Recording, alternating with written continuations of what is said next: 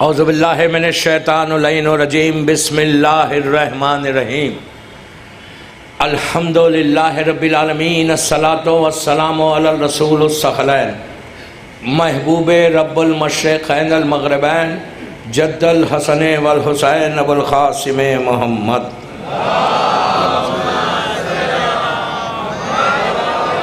وعلی بیتہ طیبین الطاہرین المعصومین المظلومین بسم اللہ الرحمن الرحیم خال فرزند زہرا اینا طالب و بے دم المقتول بے کربلا صلوات پڑھیں محمد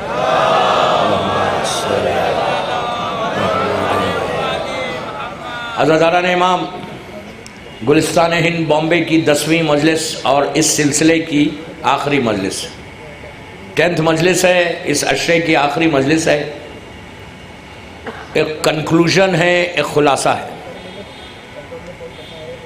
حالات مختار ابن ابو عبیدہ ثقفی پہ یہ مجالس ہو رہی تھی، جناب مختار کے حالات پر، اور جیسے میں نے پہلی مجلس میں بھی کہا تھا کہ یہ پاسبل بھی نہیں ہے، یہاں 1 گھنٹے کی مجلس ہوتی ہے اور 1 گھنٹے میں 10 گھنٹوں میں جناب مختار کے حالات پورے آئیں، اور آپ جانتے کہ میں کتنی تیزی سے جا رہا تھا 9 دن سے، اور آج کی آخری مجلس ہے۔ there are so many things in mind کہ یہ اس پہ بھی بولو، اس پہ بھی بولو، اس پہ بھی بولو، یہ جو ریکویسٹ بھی جو آتی ہے وہ بھی آپ کو فلفل کرنا پڑتا ہے۔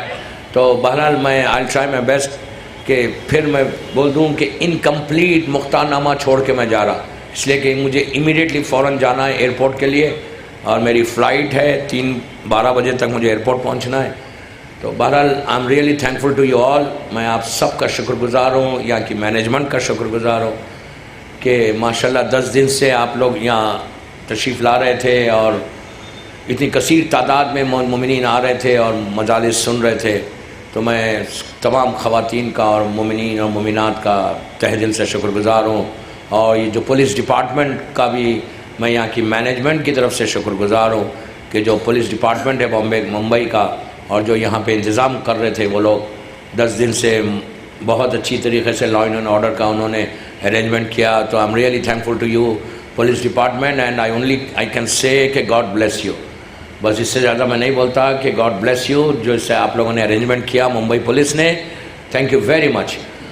بہرحال میں نے دعائے ندبہ کے کلمات سے اس مجلس کا آغاز کیا تھا پہلی دن کہ خواہش زمانے کے امام کی گیا نہ طالب و بدم المقتول بے کربلا، امام تڑپ کے کہہ رہا، بے چین ہو کے کہہ رہا، کرب کے عالم میں کہہ رہا کہ کربلا کا انتقام لینے والا وہ پردہ غیبت میں ہے، اور ظاہری طور پہ انتقام جناب مختار نے 65 یا 66 ہجری میں جب یزید واصل جہنم ہوا، اس کے بعد مختار رہا کیے گئے اور وہ پورے ساتھی رہا کیے گئے۔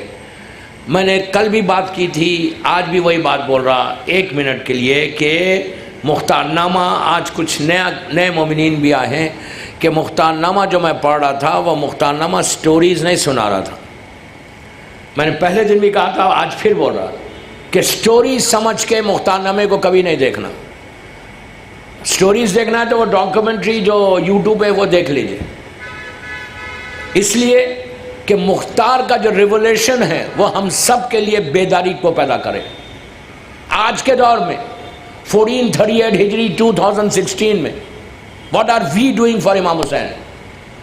ہمارے پاس کتنا ریولیشنری وہ جذبہ ہے، وہ فیلنگز ہے کہ we should do something for امام۔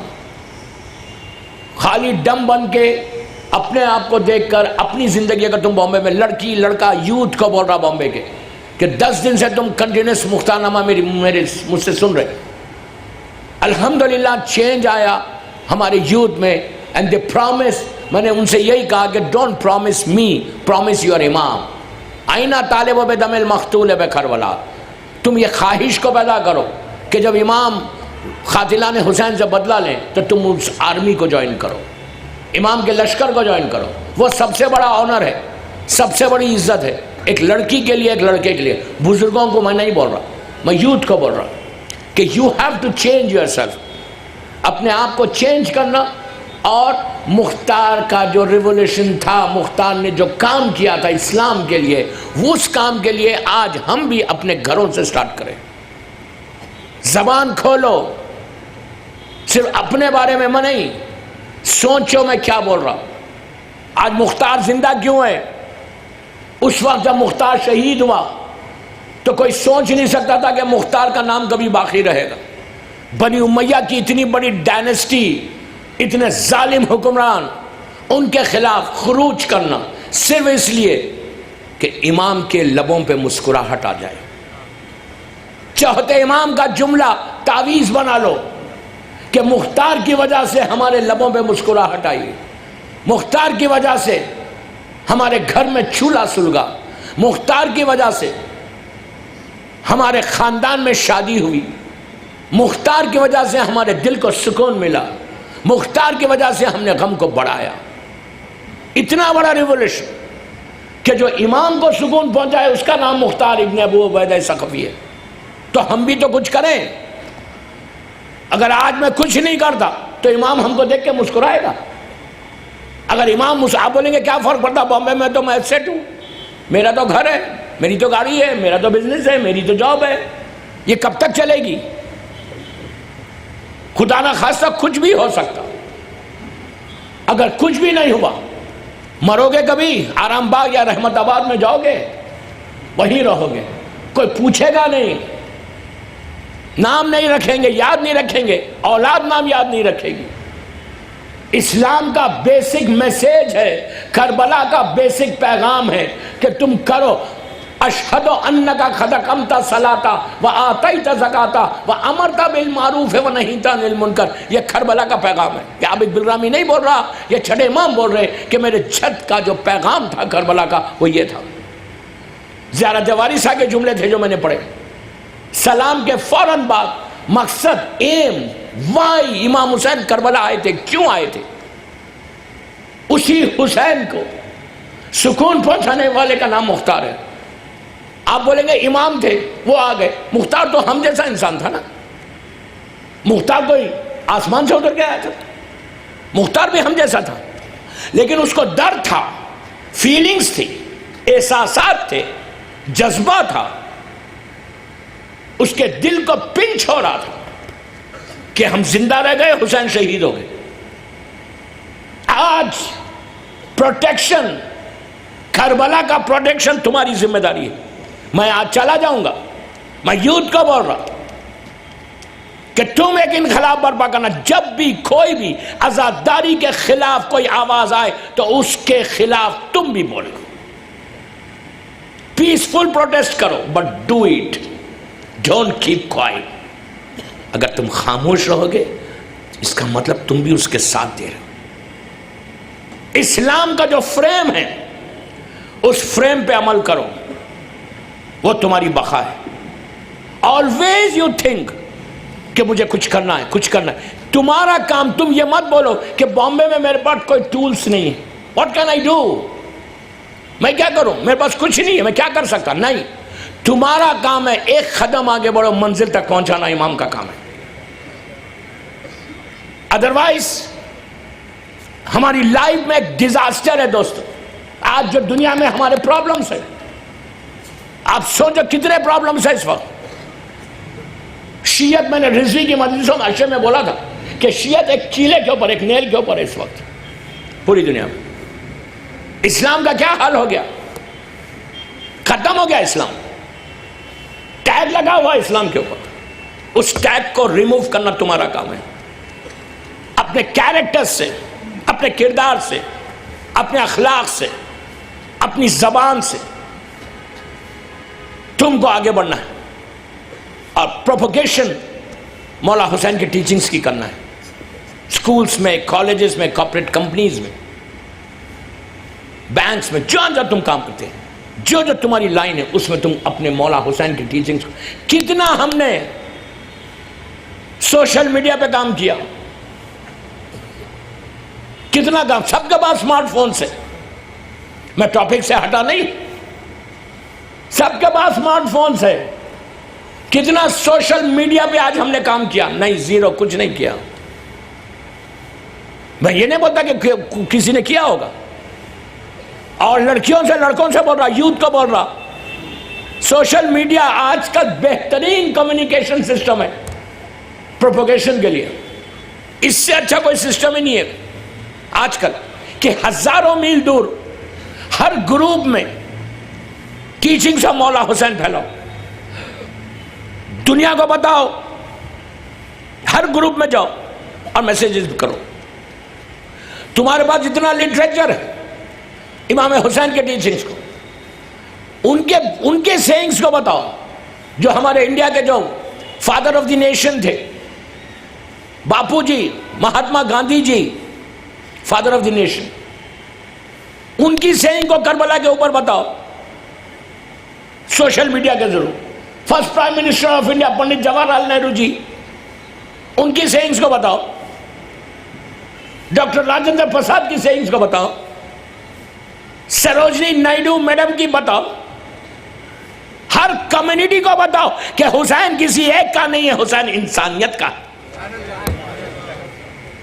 کچھ تو کرو، ڈم بن کے کب تک رہو گے؟ کب تک؟ مختار نامہ سٹوری نہیں ہے، مختار نامہ تمہاری آنکھوں کو کھولنا، آئی اوپنر، کہ یار what I'm doing. میں صرف اپنے بارے میں سوچ رہا، I'm just thinking about myself. میں کس کے بارے میں؟ حسین کے بارے میں نہیں سوچ رہا. اب مجلسیں ختم ہو جائیں گی، پھر بیک. اس کے لیے سب سے پہلے اپنے گھر کی لائف کو صحیح کرو. یار میں تھک گیا اس سے. اپنے پرابلمز کو خود سالو کرو.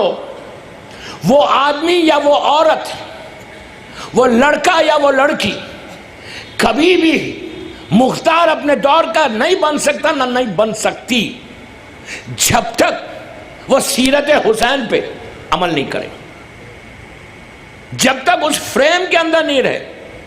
اتنے پرابلمز، مجلس کر رہے گھر میں، عزاداری کر رہے، کیا فائدہ ہو رہا؟ عزاداری کر رہے اور اپنی بہو کو ستا رہے، ایلیگیشنز لگا رہے، بیک بائٹنگ کر رہے.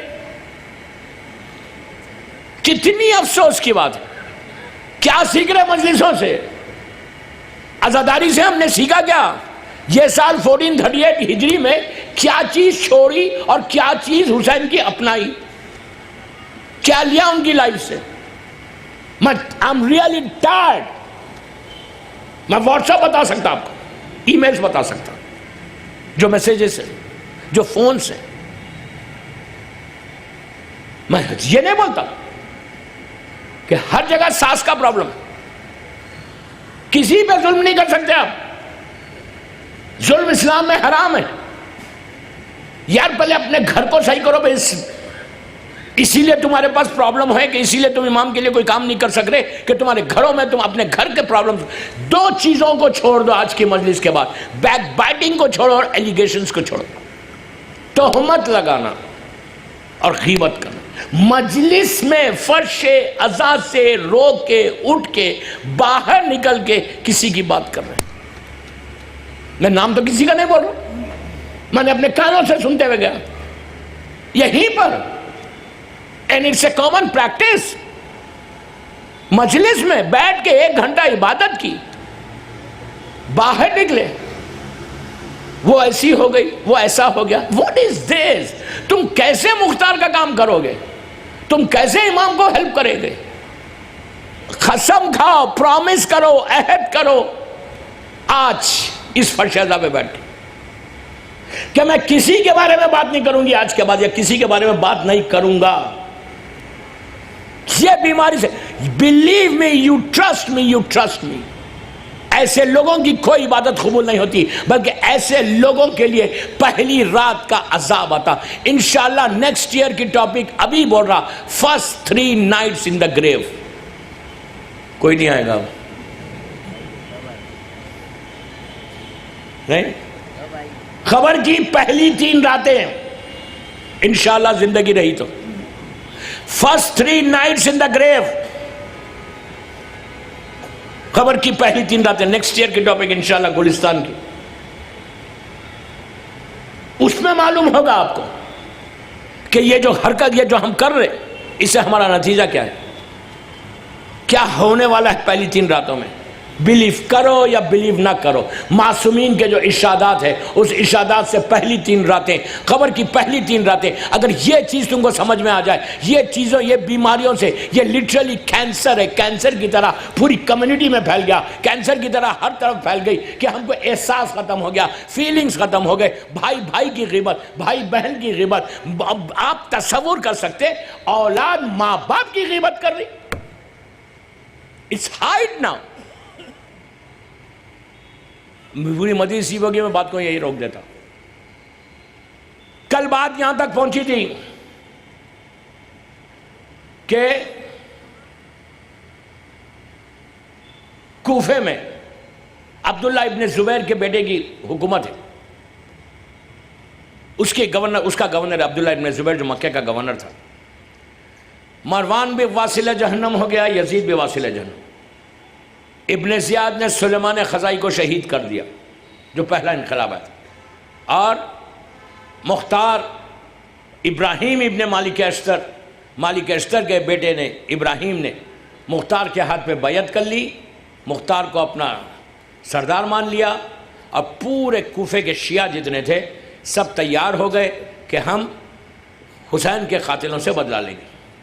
اور اب پلان یہ کیا گیا کہ 14 ربیع الاول کو یا 14 جمادی الاول کو ہم خروج کریں گے، لیکن اس سے پہلے ابراہیم ابن مالک اشتر اور کوفے کا جو کمشنر آف پولیس تھا اس کے ساتھ مد بھیڑ ہوئی، اور ابراہیم نے اس کمشنر کو ختم کر دیا۔ بات کل میں نے یہاں چھوڑا تھا، اب یہاں سے شروع کر رہا۔ جب اس کا ختم ہو گیا، وہ ابراہیم سیدھا مختار کے گھر پہ آئے اور آگے کہا کہ میں نے کمشنر ختم ہو گیا، اب اسی وقت خروج کرنا ہے، ریولٹ ابھی کرنا ہے۔ 2 دن پہلے لوگوں کو اطراف میں بھیجا، چھت کے اوپر آگ روشن کی، 10-12 ہزار یا بعض روایتوں میں 18 ہزار کا لشکر مختار کے پاس تیار ہو۔ یہ پورے 18,000 دارالامارہ پہ پہنچے جو گورنر کا ہاؤس تھا اس وقت کوفے کا، اور وہاں کا گورنر جو عبداللہ ابن زبیر کا آدمی تھا وہ پیچھے سے بھاگا، اور مختار کوفے میں اپنی حکومت کو قائم کر لیا۔ بس اب یہاں سے سنیں آپ، مختار کی حکومت قائم ہو گئی، انہوں نے اپنی حکومت کو بنایا۔ سب سے پہلے کوفے میں، اور یہ عبداللہ ابن زبیر اور یہ ان لوگوں نے اتنا خزانہ جو ٹریجری تھی اس کو بالکل خالی کر دیا، جب کھولی گئی تو اس میں کچھ پیسہ نہیں تھا، اور حکومت کو چلانا بغیر پیسے کے چلا بھی نہیں سکتے۔ یہ بڑا ٹف ٹائم تھا مختار کا۔ سب سے پہلے مختار نے گورنمنٹ جو اپنی بنائی اس میں ابراہیم ابن مالک اشتر کو کمانڈر ان چیف بنایا پورے کوفے کا، اور کمشنر آف پولیس طفیل بنے۔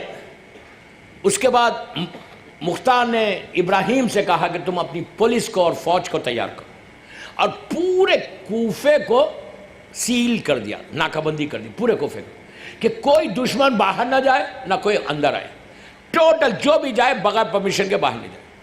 اطراف میں پورا کوفہ سیلڈ ہو گیا، کوفہ پورا سیلڈ ہو گیا، کوئی باہر نہیں جا رہا۔ اب مختار نے کہا کہ لسٹ نکالو اور چیک کرو کہ قاتلان حسین کہاں کہاں ہیں، ان کے گھر کہاں ہیں۔ دیکھو اللہ کی مدد کیسے ہوتی ہے۔ مختار نے ابن زیاد کے لاکر میں سے، میں اپنی لینگویج میں بول رہا لاکر، اب بعد میں نہیں پوچھنا کیا لاکر تھا اس زمانے میں، کون سی کمپنی کا تھا، don't ask me all this, okay. تو جو لاکر تھا اس لاکر کو کھولا تو بہت بڑا رجسٹر نکلا اس میں، جو ابن زیاد نے لکھا تھا، لکھوایا تھا۔ یہ کم وقت کو تو لکھنا پڑھنا بھی نہیں آتا تھا، تو لکھوایا تھا۔ تو اس میں کیا لکھا تھا؟ اس میں مختار کا فائدہ یہ ہوا کہ جتنے قاتل تھے سب کوفے میں تھے، اور ان تمام کے ایڈریس اس میں لکھے ہوئے تھے، نام لکھے ہوئے تھے۔ جو جو کربلا گئے تھے، فوج جو گئی تھی، ان سب کے نام تھے، ان کے ایڈریسز تھے۔ کیوں لکھا تھا ابن زیاد نے؟ اس لیے کہ اس نے انعام لکھا تھا کہ جو یہ جا رہا میں اس کو بھیج رہا، اس کو اتنا انعام، جیسا عمر سعد کے لیے تھا کہ ملک رائے اس کو دوں گا، شمر کے لیے تھا کہ 10 لاکھ دینار اس کو دے گا، عمر دوسرے جتنے خولی تھا، ہنس تھا، ان سب کے لیے۔ تو پورا ایڈریس مل گیا۔ اب مختار کو فائدہ ہوا کہ اب میں اپنی فوج کو بنا کے بھیجوں گا وہاں پہ۔ سب سے پہلے جو قاتل پکڑا گیا، سب چھپ گئے، سب انڈر گراؤنڈ ہو گئے، کوفے میں سارے انڈر گراؤنڈ ہو گئے، پتہ ہی نہیں چل رہا کہ کہاں ہے۔ اب مختار روز نماز مسجد پڑھتا ہے، میٹنگ کرتا ہے، پریشان ہوتا ہے کہ کوئی نہیں مل رہا، کوئی نہیں مل رہا۔ فائنلی ایک دن مختار ابراہیم اور طفیل کے ساتھ بیٹھے ہوئے تھے، تو ان کے جو سپائی تھا وہ دوڑتا ہوا آیا اور آ کے کہا کہ ابھی نیوز ملی ہے کہ خولی اپنے گھر آیا ہے۔ خولی کیسا ظالم تھا، وہ اپنے گھر آیا۔ مختار نے فوراً ابراہیم کو کہا کہ فوراً دوڑ جاؤ۔ وہ اپنی فوج کو لے کے، اپنے سپاہیوں کو، آرمی پولیس کو لے کے پہنچے۔ خولی کا گھر، آپ میری طرف دیکھنا۔ انہوں نے جا کے نوک کیا۔ خولی کی 2 وائفز تھیں، 2 بیویاں تھیں، ایک سیرین تھی، ایک عراقی تھی۔ جو سیرین تھی وہ دشمن اہل بیت تھی، اور جو عراقی تھی وہ محب اہل بیت تھی، انہیں مولا حسین کے چاہنے والی تھی۔ اور انہوں نے جا کے نوک کیا۔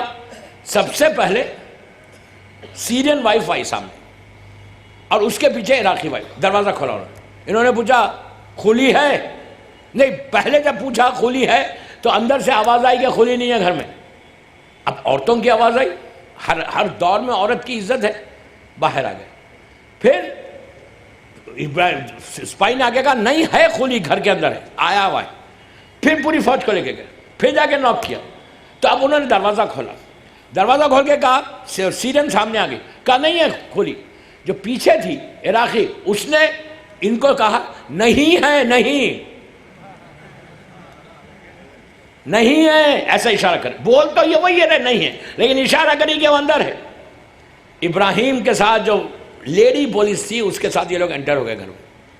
اب یہ چیخنے لگی سیرین کہ کہاں ہے، دیکھو اللہ ذلیل کیسے کرتا۔ پورا اس کا گھر دیکھ لیا، نہیں ملی، نہیں مل رہا، وہ ہر طرف دیکھ رہا، مل رہا ہی نہیں۔ دیکھیے آج میں پہلے ہی بول دوں، ذرا بھی 0.1% بھی سافٹ کارنر نہیں رکھنا جب میں بولوں گا ان کو قاتلوں کو ماروں گا، نہیں سمجھے؟ 0.1% بھی کوئی سافٹ کارنر نہیں رکھے۔ ارے اتنے ظلم سے مار رہے، ان لوگوں نے جو ظلم کیا اس کی تو کوئی لمٹ ہی نہیں، تو کبھی بھی 0.1% بھی سافٹ کارنر نہیں رکھنا۔ خولی پورا گھر تلاش کر لیا، خولی نہیں ملتا۔ اب سیرین وائف لیڈ کر رہی آگے کہ نہیں ہے، میں بول رہی ہوں نہیں ہے۔ آخر میں دونوں ایک جگہ ٹھہرے۔ اس نے یہ ذرا سا آگے بڑھی سیرین، تو عراقی نے اشارہ کیا کہ خولی نہیں ہے۔ کدھر اشارہ کیا؟ بیت الخلا، واش روم کی طرف۔ یہ گئے، باتھ روم کو کھولا۔ جب کھولا تو آپ کو تو پتہ ہے پرانے زمانے کے واش رومز کیسے تھے، خطرناک ایک دم، اور یہ ظالمین کے پاس تو اور خطرناک رہتے تھے۔ میں بڑی احتیاط سے پڑھا، تو کھولا اس نے، اب نظر ہی نہیں آ رہا۔ تو عراقی جو تھی وہاں پہ واش روم میں ایک لکڑی کا پتہ نہیں ایک عجیب وضع کی چیز پڑی ہوئی تھی، خولی سو، اور اس کے اوپر ساری گندگی پڑی ہوئی تھی۔ تو یہ کہنے لگی کہ نہیں ہے، دیکھ لو، اور ابراہیم بھی واپس آنے لگے۔ تو اس عراقی نے کہا کہ خولی نہیں ہے، اشارہ کر کے کہا اس کے اندر ہے۔ آپ سوچو، جو اتنا غرور کے ساتھ رہتا تھا، حشر کے وقت جان کو بچانے کہاں چلے گیا، کہاں گیا؟ تو خولی، اب جب اس کو انہوں نے نیزہ مارا تو وہ ہلنے لگا۔ انہوں نے کہا یہ تو اس کے اندر چھپا ہوا۔ آپ جسٹ امیجن کریں، میں بہت بند الفاظ میں بول رہا، اب جو وہ نکلا باہر تو کیسا نکلا ہوگا؟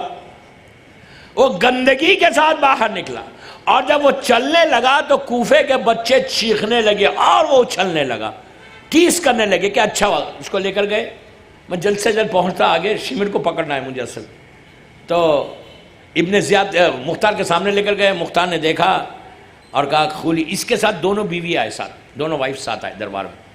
جو عراقی وائف تھی اس نے کہا امیر میں بتاتی ہوں کہ اس نے کیا کیا۔ جب مولا حسین کا شہید ہوئے عاشورے میں، تو یہ 11 محرم کو قافلہ نکلا، لیکن یہ مولا حسین کے سر مبارک کو لے کے شام غریبہ میں چلا گیا تھا، کوفہ آ گیا تھا، اور کوفہ آ کے اس نے ابن زیاد سے انعام لینا تھا۔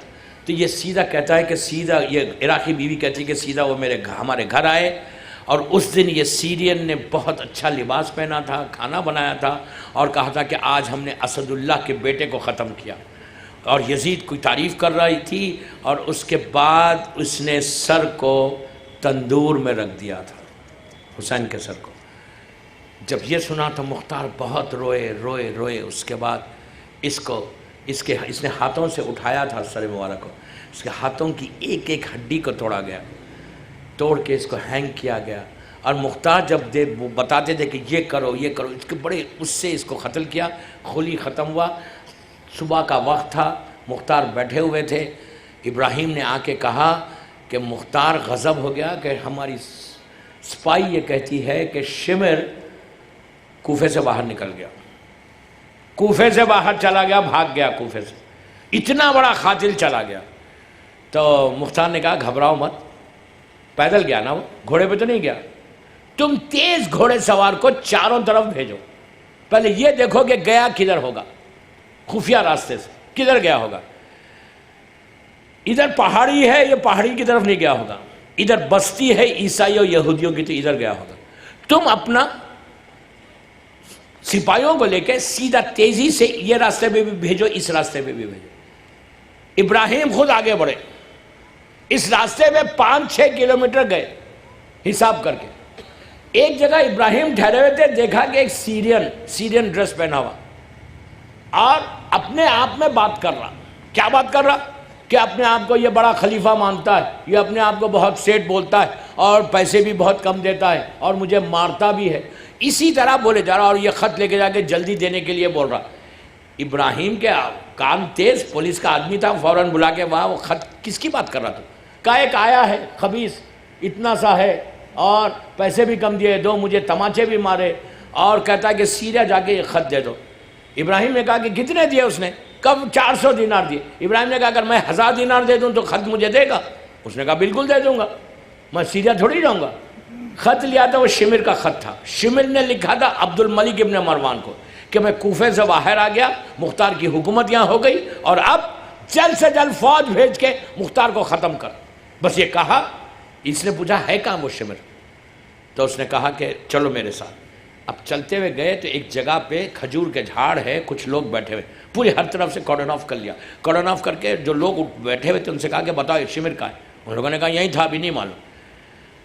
جب پوچھ ہی رہے تھے تو کھجور کے جھاڑ پہ یہ اوپر چڑھ کے بیٹھ گیا تھا. اللہ کا کرنا, اوپر سے کچھ کھجور نیچے گرے تھے. انہوں نے ایسا دیکھا تو آپ اندازہ لگا سکتے کہ عرب کا ڈریس پہن کے اوپر لٹکا ہوا تھا وہ. میں بہت احتیاط سے پڑھ رہا. ابراہیم نے کہا نیچے اتر جا. شمر نے کہا میں نہیں اترتا. کہا نیچے اتر. جب نیچے اترا, اچھا یہ آدمی نے کہا کہ سنو, آپ اس کو پکڑیں گے نا تو آپ مجھے بھی ایک موقع دینا, مجھے بھی اس سے ایک بدلہ لینا ہے. انہوں نے کہا ٹھیک ہے, کیا بدلہ لینا ہے؟ اس نے کہا کہ جب 2 تماچے اس نے مجھے مارے تھے, میں اس کو 4 ماروں گا. جب تک اس کو چھوڑوں گا نہیں, جب تک 4 تماچے نہ ماروں. اس نے کہا ٹھیک ہے. وہ اوپر سے نیچے گرا. ابراہیم نے کیا کیا؟ جھاڑ کو کاٹ دیا. کاٹنا تھا, وہ منہ کے بل نیچے گرا. ہتھکڑیوں میں اور رسیوں میں باندھ کر اس کو جب کوفے میں انٹر کرے تو لیٹرلی اس کے بارے میں کہ کتے کی طرح لے کر آ رہے تھے اس کو کھینچتے ہوا, اور پورے کوفے کے بچے اس کو گھیرے ہوئے تھے. چیخ رہے تھے کہ بہت اچھا ہوا شمر, تو بہت غرور اور تکبر کرتا تھا نا, آج دیکھ تیرا حشر کیا ہوا. مختار کے سامنے لے کر آئے. مختار نے شمر کو دیکھ کے رونا شروع کر دیا. کہا تو ہی ظالم ہے نا کہ تو نے اتنا ظلم کیا حسین اور اولاد حسین کے اوپر. اس کے بارے میں یہ ہے کہ یہ جب کہتا تھا کہ اے امین مجھ پر رحم کر, تو مختار بولتا تھا تجھ پر رحم نہیں کر سکتے. حسین کے بچے تھے جو بولتے تھے کہ رحم کر, تو رحم نہیں کرتا تھا. عزیزو, اس کے بعد اس کی ہڈیوں کو ایک ایک ہڈی کو کاٹا گیا, تندور روشن کیا گیا, تیل میں اس کو ڈالا گیا. دنیاوی جو سزا تھی وہ تو سزا مل گئی. میں صرف یہ پوچھتا کہ یہ جتنے قاتلان حسین تھے, ان سب کو یزید نے وعدہ کیا تھا کہ اتنے لاکھ دوں گا, یہ ملک رہ دوں گا, یہ دوں گا, یہ دوں گا. لیکن یقین کرو تاریخ سے میں ایک ایک جملے کا ذمہ دار, جتنے یہ قاتل تھے ان کو 1 دینار نہیں ملا قتل حسین کے بعد, کچھ نہیں ملا. جو وعدہ کیا تھا یزید نے کچھ نہیں کیا. یہ لوگ ختم ہو گئے, لٹرلی ختم ہو گئے. اور آپ نے دیکھا کہ جتنے ظالمین تھے ان کا انجام کیا ہوا. اینڈ کیا ہوا ان کا اینڈ وہی ہے.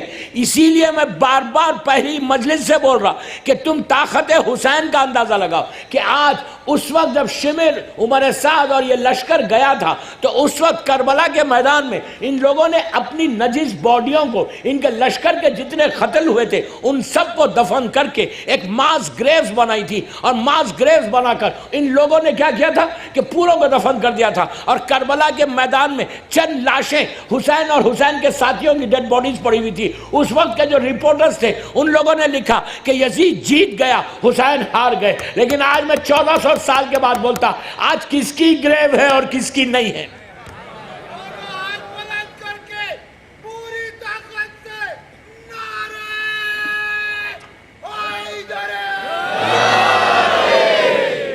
کس کی گریو ہے؟ کون زندہ ہے؟ کون مر گیا؟ If you do something in Bombay, حسین کی طاقت کا اندازہ لگاؤ. آج لوگ کہتے ہیں کہ کیسے اتنے لوگ آتے، کیسے کھانا کھاتے. کبھی آپ نے غور کیا؟ مجھے اعلان اربعین کے لیے بھی یہاں سے کرنا ہے کہ یہاں پہ ایک انجمن ہے، وہ لوگ وہاں جتنے کیمپس ہوتی ہیں ان کیمپس میں رائس کے بیگ سپلائی کرتے. لاسٹ ایئر سے شروع کیا. باہر ان کا ٹیبل ہے، پر بیگ 3,000 روپیز لے رہے. اگر آپ چاہتے کہ اربعین میں جو زائرین لاکھوں کی کروڑوں کی تعداد میں آ رہے ان کو کھانا آپ اپنی طرف سے کھلائیں، چاول تو اس میں شریک ہو سکتے. باہر جو گلستان کی انجمن ہے اس میں وہ لوگ ٹیبل ہے ان کا، اور وہ لوگ آپ کو رسید دیں گے. تو میں یہی پوچھ رہا تھا ان سے کہ کتنے لوگ کھاتے. تو ان لوگوں نے کہا کہ 4 کروڑ 5 کروڑ 5 کروڑ لوگ وہاں رہتے. 4 کروڑ رکھ لو لوگ وہاں رہتے، کام کرتے. بعض کہہ رہے تھے 10 کروڑ بھی رہتے، 10 ملین 15 ملین. اتنے لوگ کربلا میں کھانا کھاتے تو کھلاتا کون؟ روٹی کیسے بن رہی؟ بابا اگر 10 کروڑ روٹی بننا ہے تو کتنا ٹائم چاہیے؟ کوئی فیکٹری ہے کیا روٹی بنانے کی؟ کہاں کبھی سوچا طاقت حسین کیا ہے؟ یہ بن کے روٹی آ رہی کہاں سے؟ اتنی بڑی روٹی 10 کروڑ روٹی بننا کتنے مہینے پہلے بننا چاہیے؟ اس لیے کہ اربعین کا دن جو ہوتا، اربعین 20 سفر، صبح سے شام تک ہر ظاہر کربلا میں ہوتا. مولا حسین اللہ ہم سب کو زیارت نصیب کرے. ہر ظاہر کربلا کے اندر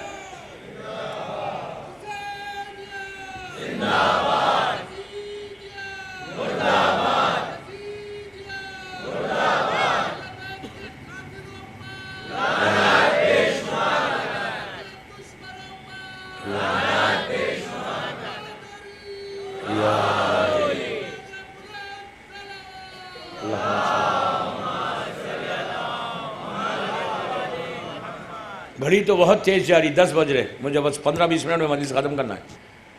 میں یہ پوچھتا آپ سے کہ طاقت دیکھو کہ کہاں بن رہی ہے 15 کروڑ روٹی. کوئی فیکٹری نہیں ہے کربلا میں، کچھ نہیں ہے. انتظام کون کر رہا؟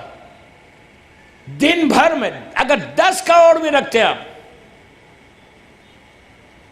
تو انتظام کون کر رہا؟ اتنی روٹی بننا. صبح اور شام اگر ایک روٹی بھی ظاہر کھائے تو کتنی روٹیاں ہو گئی؟ Countless, right?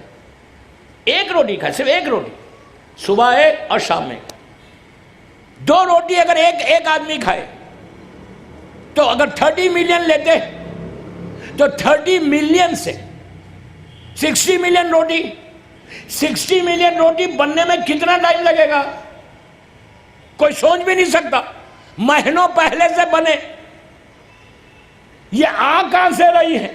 کسی ظاہر سے، بامبے سے اتنے ظاہر جاتے، کسی ظاہر سے پوچھو کہ تم بھوکے تھے؟ کوئی نہیں بولتا میں بھوکا تھا، سب بولتا بہت کھایا. یہ کھلا کون رہا ہے؟ آ رہا کہاں سے؟ اب پتا چلا کہ کہ یہ انسانوں کے بس کی چیز نہیں ہے. یہ انسان نہیں بنا رہے. جو فرشتے روٹیاں فاطمہ کے دروازے سے مانگ کے گئے تھے نہیں، جو بیوی کے دروازے سے مدینے سے روٹیاں فقیروں نے فرشتوں نے مانگی تھی، سورہ دہر موجود ہے، جو مانگی تھی نا، اب وہی روٹیاں فرشتے پلٹا رہے. اللہ کہہ رہا تم نے ہم کو دیا، اب ہم تم کو دیں گے. چلو پڑھ لے محمد والے محمد.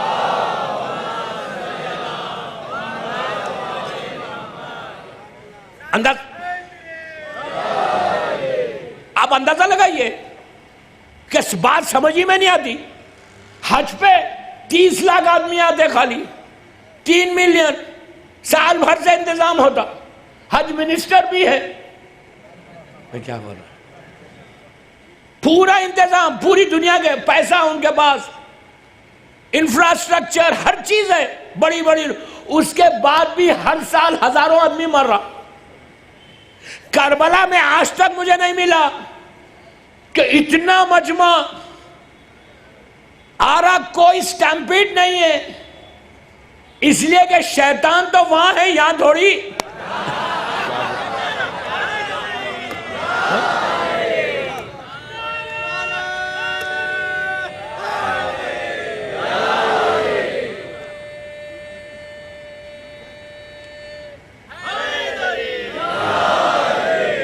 میں نے غلط تو نہیں کہا. شیطان فرینڈ ہمارا نہیں. امام علی کے چاہنے والوں کا فرینڈ شیطان نہیں ہوتا. لٹرلی شیطان وہی ہے، اور 3 ہے. میں نہیں بول رہا.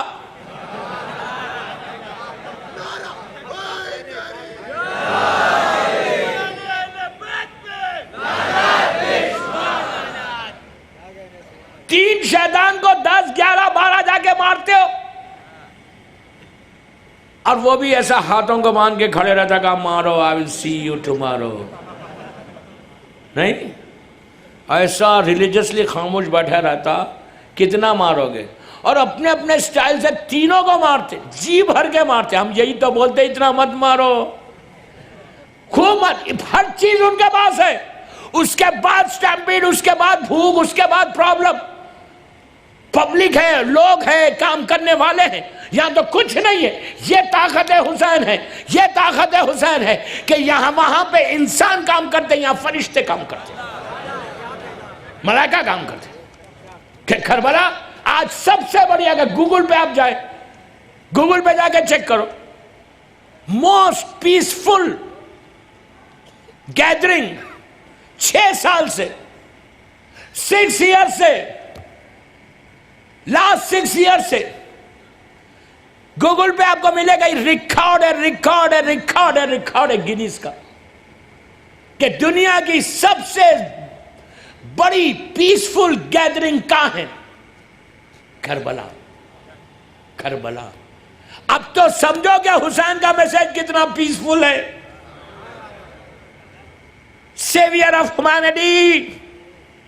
اب تو سمجھو کہ مولا حسین کا میسج کتنا پیسفل ہے. کربلا کتنا پیس کا نام ہے. اور صحیح بات ہے، کربلا دل کو سکون پہنچانے کی جگہ ہے.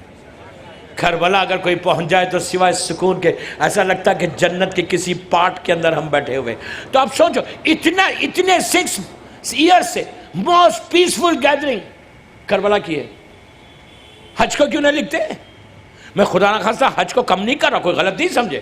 حج ہے، لیکن حج بے شک بہت بڑی عبادت، واجب عبادت، ضرور کرو، لیکن جو وہاں کے لوگ ہیں وہ خراب ہیں.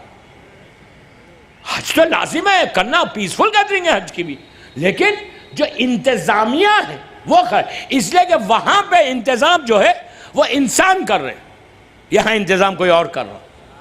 اور ایسا انتظام ہو رہا دوستو کہ طاقت حسین اتنی وسیع، اتنی چھائی ہوئی ہے کہ ہر طرف محرم شروع ہوتا، ہر طرف کربلا کا ایک ہی میسیج آتا کہ حسین انسانیت کو بچانے والا ہے، انسانیت کو. تو میں آپ سے میری بات، میں انکمپلیٹ مجلس چھوڑ کے جا رہا. میں کیا کروں، وقت کا پرابلم، ٹائم پہ مجلس ختم کرنا اور ٹاپک اتنی بڑی. ایک ہی میسیج دیتا اپنے یوتھ کو جاتے جاتے کہ حسین کا پیغام پیسفل پیغام ہے، تو آپ بھی پیسفل طریقے سے حسین کی ٹیچنگز کو پروپوگیٹ کرو۔ اگر میری پوری ہزاروں آدمی میں کوئی ایک لڑکا یا ایک لڑکی بھی آج سے سوشل میڈیا پہ کام شروع کر دیا تو میرا یہ عشرہ کامیاب ہو گیا۔ تم نے امام حسین کو سرخرو کر دیا، امام کو سرخرو کرو، امام کے لیے کام کرو، اس لیے کہ تم کو جو کچھ ریوارڈ ملے گا بامبے میں، دنیا میں، وہ مولا حسین کی طرف سے ملے گا۔ حسین اس کریم کا نام کہ جس نے ایک لمحے میں لوگوں کی زندگیوں کا بدلا، تو آپ کی زندگی نہیں بدلے گا، آپ کی زندگی بھی ایک لمحے بدل جائے۔ بس وقت کی تنگی تھی، پورے قاتلوں کو میں واصل جہنم کر بھی نہیں سکا۔ افسوس اس بات کا ہے مجھے کہ ٹائم فیکٹر ان مجالس میں بہت ہوتا ہے۔ مینجمنٹ کا پرابلم نہیں، پرابلم یہاں کی انتظامیہ کا، جو ان کا رول ہے میں اس پہ کوئی کمنٹ بھی نہیں کرتا۔ 10 بجے ختم کرنا ہے، 10 ہو گئے۔ بہرحال مولا آپ سب کو آباد رکھے، خوش رکھے، گلستان ہند کے سارے مرحومین کے درجات کو بلند فرمائے، اور جو یہاں کی انتظامیہ ہے، جو مومنین ہے، جو دامے درمے سخنے جو تعاون کر رہے، جو یہ عشے کو آرگنائز کر رہے، اللہ ان جوانوں کے اور ان بزرگوں کی زندگیوں میں برکت عطا کرے، اور ان کو صحت کے ساتھ رکھ، کہ یہ عشرہ تا ظہور امام اسی طرح ہوتا رہے انشاءاللہ۔ ہم رہیں یا ہم نہیں رہیں، حسین کا ذکر رکنے والا نہیں ہے، اس لیے کہ اس کا وعدہ ہم نہیں کر رہے، اللہ وعدہ کر رہا، حسین کی ماں وعدہ کر رہی کہ اس ذکر کو بچانے والے ہم۔ میں کچھ اعلانات کر دوں، اس لیے کہ مجلس کے فوراً بعد مہندی اٹھائی جائے گی، اور یہاں پہ مہندی کا نوحہ بھی پڑھا جائے گا، تھال بھی پھرائی جائے گی اور مہندی بھی اٹھائی جائے گی۔ عزاداری حسین میں ہمیشہ سپورٹ کرو، اور عزاداری جیسے جاتے جاتے، یہ میری بامبے کی آخری مجلس ہے اس سال کی، 2016 کی یہ میری لاسٹ مجلس ہے، انشاءاللہ پھر 17 میں آپ سے ملاقات ہوگی۔ میری ریکویسٹ میرے یوتھ کو اتنا ہی ہے کہ عزاداری کو پروٹیکٹ کرو، عزاداری پہ کوئی حملہ آنے مت دو، عزاداری جیسے تمہارے باپ دادا عزاداری کر رہے ویسی عزاداری کرو، اس میں ڈپلومیسی سے کام مت کرو۔ مختار کا پہلا میسیج یہی ہے کہ ڈپلومیسی کو ختم کرو، حق کو بتاؤ، ظالم کے چہرے سے نقاب کھول دو۔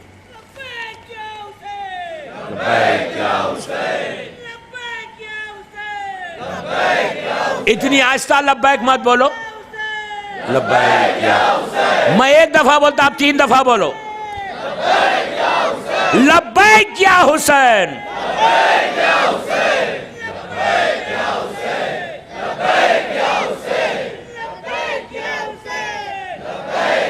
یہ لبیک، اللہ دعا کرو کہ تمہاری لبیک قبول ہو جائے۔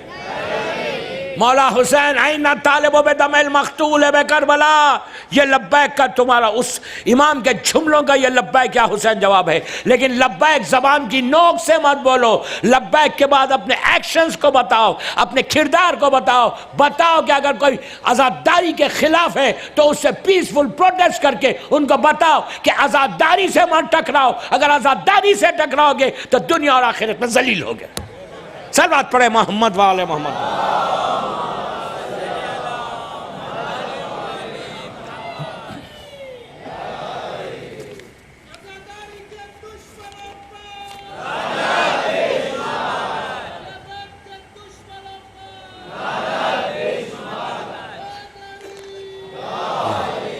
دوستو ایک اور پیغام کہ گلستان ہند کے جو یہاں انتظامیہ ہیں، جو لوگ ہیں وہ لوگ آپ سب کے شکر گزار ہیں۔ آن بیہاف آف آل گلستان مومنین اینڈ مومنات، میں آپ سب کا شکر گزار ہوں، اور ان لوگوں نے یہ میسیج بھیجا مجھے کہ وہ لوگ ان کی طرف سے میں آپ سے کہوں کہ اگر اس 10 دن میں کسی کو کوئی بات ہرٹ ہوئی ہے تو دے آر سوری، معاف کر دینا حسین کے نام پہ۔ اب میں کچھ نام پڑھ رہا اس لیے کہ بعد میں یہ فاتحہ نہیں پڑھا سکتا، کہ تابوت آئے گا، مہندی آئے گی، آپ فاتحہ پڑھ دینا۔ جان محمد پنجوانی، فاطمہ بائی ورجی، علی محمد پنجوانی، نور محمد ولی محمد، فاطمہ بنت علادین، معصومہ علی محمد حسین، نثار حسین لاکھانی، محمد ظفر ویرانی، گلستان کے مرحومین، کل مومنین و مومنات اور گوگریا فیملی اور جیراج فیملی اور تمام علماء ذاکرین مجتہدین ماتمدار کے لیے سورہ فاتحہ۔ بسم اللہ۔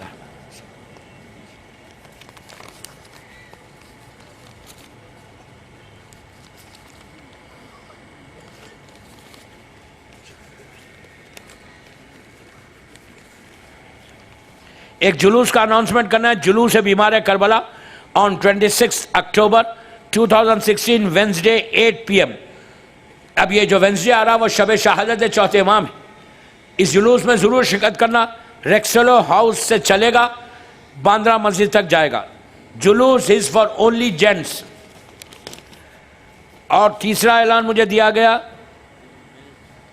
اربعین کے رائس کے لیے میں نے آپ کو بتایا کہ باہر ٹیبلز ہے، جو آدمی حصہ لینا چاہتا اس میں ضرور لیں۔ اور یہ نجف سے کربلا تک جو جا رہا 40 kgs کا بیگ یہ لوگ دیتے ہیں، 12,000 بیگز انہوں نے لاسٹ ایئر ڈسٹریبیوٹ کیے تھے ماشاءاللہ۔ اس میں آگے بڑھے۔ اس کے بعد ملاڈ میں جو مسجد میں نے پہلے دن بھی اعلان کیا تھا، ملاڈ میں مسجد بن رہی، آپ اس میں ضرور حصہ لیں۔ 3,000 روپیز وہ فیٹ دیکھ رہے ہیں ان کا، اگر اس وقت آپ کیری نہیں کر رہے تو اس کے ٹیلی فون نمبرز لے لیں اور ملاڈ مسجد کے لیے ضرور ہیلپ کریں۔ اس کے بعد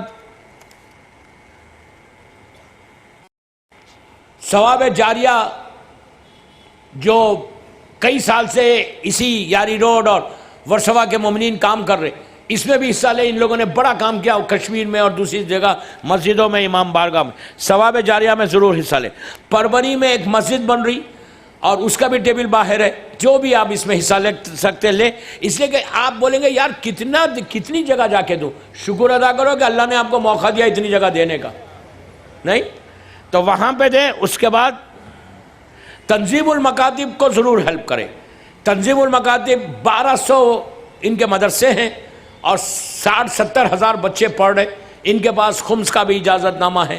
تنظیم المکاتب کا ٹیبل باہر ہے۔ مولانا صفی حیدر صاحب آج کل ہیں اور غلام عسکری صاحب مرحوم اس کے بانی ہیں۔ تنظیم المکاتب کو ضرور سپورٹ کریں، وہ دینی مدرسہ ہے۔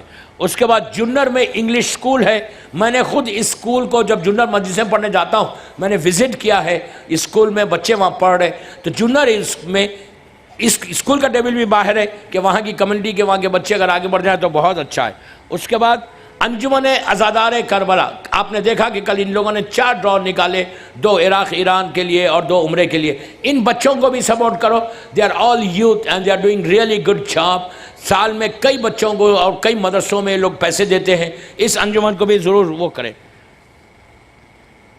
اور جو دینی کام کے لیے جب بھی آگے موقع ملے اس میں کام کرے۔ اور پرسنلی میں آپ سب کا شکر گزار ہوں، تھینک یو ویری مچ کہ آپ پورے 10 دن آئے۔ میں 20 دن سے بامبے میں تھا اور میری یہ آخری مجلس انشاءاللہ اس سال کی، آج رات میں جا رہا۔ بہرحال مولا آپ سب کو سلامت رکھے، سب کی سلامتی، سب سے پہلے امام زمانہ کی سلامتی کے لیے بآواز بلند صلوات۔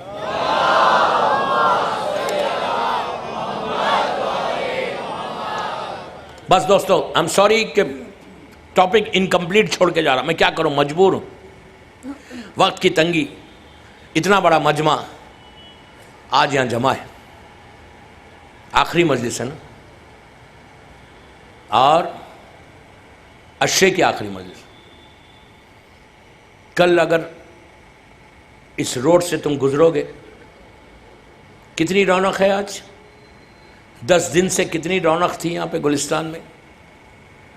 ایک مقرر ٹائم، ایک پرٹیکولر ٹائم پہ پورے لوگ آتے تھے، مجلس ہوتی تھی، بی بی زہرا کو پرسہ دیتے تھے۔ لیکن کتنی تیزی سے یہ عشرہ گزر گیا، پتہ ہی نہیں چلا۔ کل اگر جاؤ گے یہاں سامنے سے تو اس گلستان میں ایسے معلوم ہوگا جیسے ایک ویرانہ ہے، اندھیرا ہے۔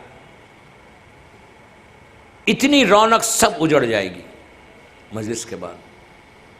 جب آج ہمارے عزا خانوں میں یہ ہوتا ہے تو جب فاطمہ کا لال شہید ہوا تو زینب کے دل سے کیا ہوا، کربلا میں کیسے اجڑا، دیکھتے ہی دیکھتے فاطمہ کا گھر اجڑ گیا۔ ایسا بیوی کا گھر اجڑا کہ اب قیامت تک یہ گھر آباد نہیں ہوگا۔ لیکن دوستو، عزاداری مسلسل کرتے جانا، آج کی مجلس کے بعد یہ نہیں کہ گھروں میں بیٹھنا، اور مصیبت کے دن آ رہے ہیں اور قیامت کے دن آ رہے ہیں۔ بیمار کربلا کی شہادت آئے گی، اس کربلا کے شہید کی، اس کربلا کے عزادار کی کہ جس سے بڑا کوئی عزادار نہیں۔ آپ اپنی قسمت پہ ناز کریں، فخر کریں کہ مجلس حسین وہ بلیسنگ ہے، وہ رحمت ہے کہ جب کربلا کے بعد چوتھے امام کے پاس ایک شخص آیا اور آ کے کہنے لگا مولا ہمارے گھر میں خوشی ہے، آپ ہمارے گھر میں آئیے، شادی ہے۔ تو امام نے کہا کہ بھائی کربلا کے بعد ہم کسی شادی میں شریک نہیں ہوتے۔ تکلف سے نہیں رونا دوستو، تکلف سے نہیں رونا۔ اس نے کہا مولا پھر میں آپ کو اپنے گھر میں کیسے بلاؤں؟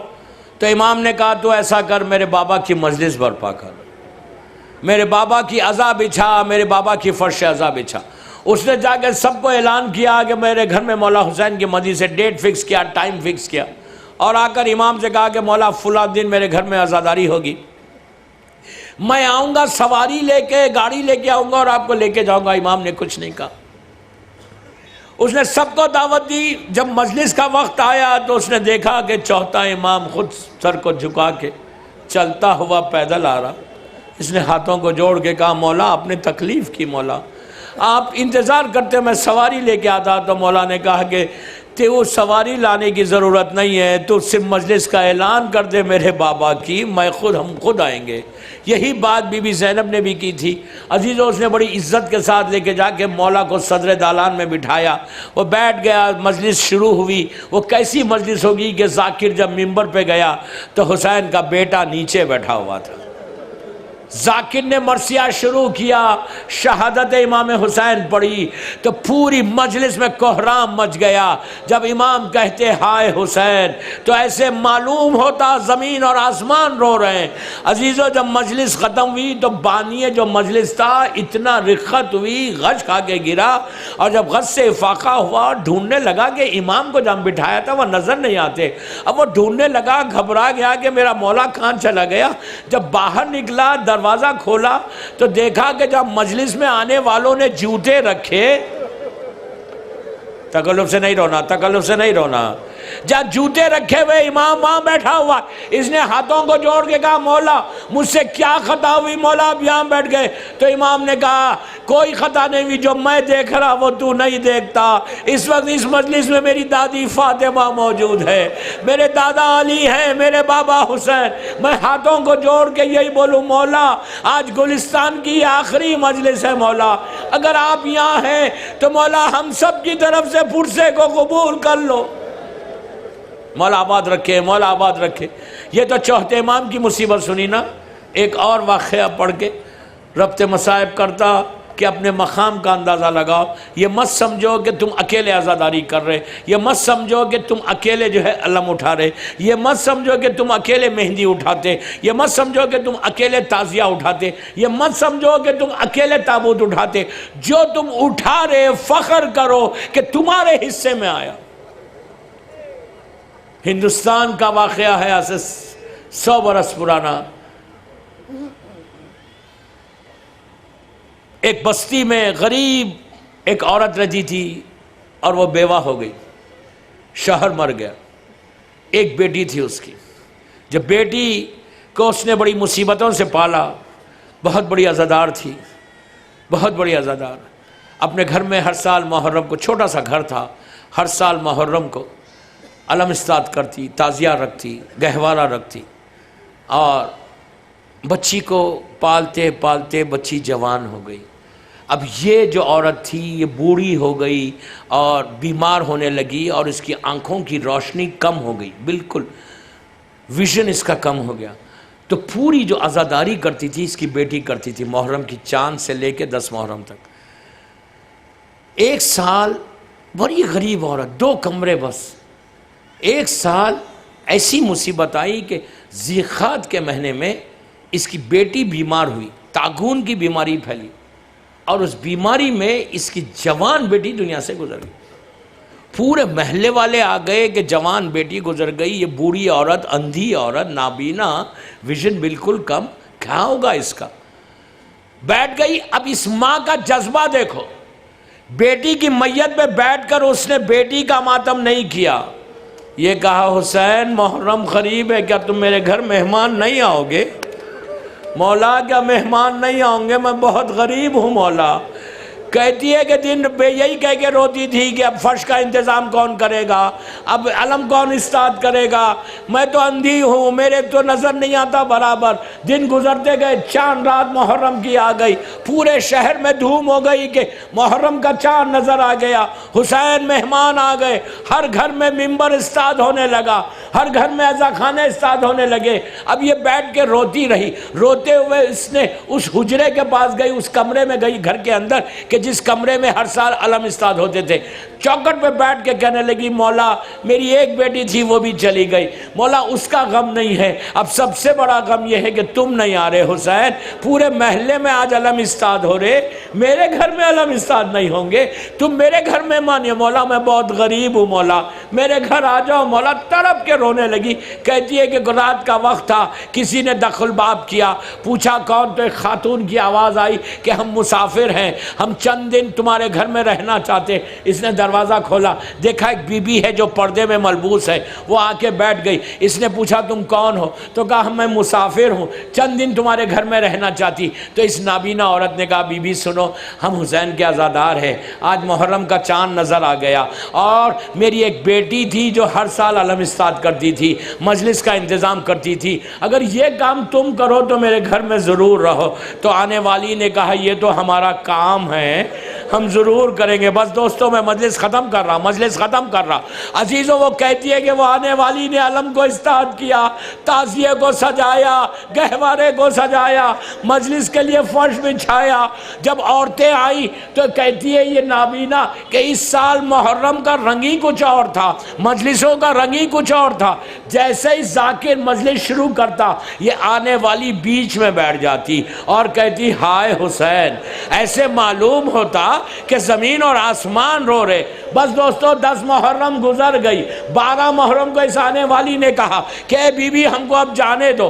تو اس نے جو نابینا تھی اس نے کہا بی بی ذرا ٹھہرو، یہ اندر عزا خانے میں گئی، جب واپس آئی تو کپڑے میں کوئی چیز لے کر آئی، لا کے یوں دیا، دیتے ہوئے ایک جملہ کہا بی بی میں بہت غریب ہوں، میرے پاس پیسے نہیں ہیں، جو تم نے 12 دن محنت کی نا اس کی اجرت میں نہیں دے سکتی، یہ جو روز حسین کی مجلس میں نیاز بانٹی جا رہی تھی اس میں سے میں نے تھوڑا تھوڑا جمع کیا تھا، میں بہت غریب ہوں، اس کو قبول کر لو۔ تو وہ آنے والی نے عزا خانے کو دیکھا، دیکھ کے کہا حسین آج یہ وقت آ گیا کہ تیری ماں کو تیری مجلس کی اجرت دی جا رہی۔ عزیزو اس نابینا نے پوچھا بی بی تم کون ہو؟ کہا تو کس کی مجلس کرتی تھی؟ کہا حسین کی۔ تو کہا میں حسین کی ماں فاطمہ ہوں۔ عزیزو یہی فاطمہ تھی، کربلا میں یہ منظر دیکھ رہی تھی کہ حسین کو تیر مار رہا تھا، کوئی تلوار مار رہا تھا، حسین پکار رہے تھے اماں میری مدد کو آئیے۔ حسین گھوڑے سے زمین پر آئے، فاطمہ نے اپنا گلا حسین کے گلے پہ رکھ دیا، کہا بابا یہ میرے لال کو ذبح کر رہا، شبر خنجر لے کر آگے بڑھا، حسین کے گلے پہ خنجر چل گیا۔ فاطمہ دیکھتی